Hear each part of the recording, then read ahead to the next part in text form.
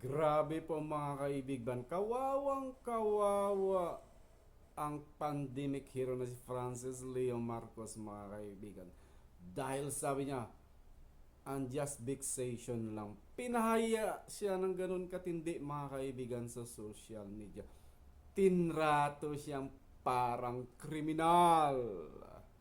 Pero mga kaibigan, panoorin niyo ang buong press conference ng pag-aresto sa kanya. Nahahalongkat ang limpak-limpak-limpak na kaso mga kaibigan laban sa kanya. Well. Nasa inyo na po yan mga kaibigan. Nawalan ng libangan ang maraming mga tagasunod sa teleserye nitong si Norman Colaong mga kaibigan. Let's watch the video.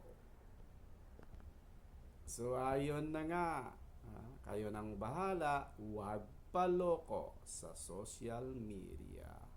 Bye-bye.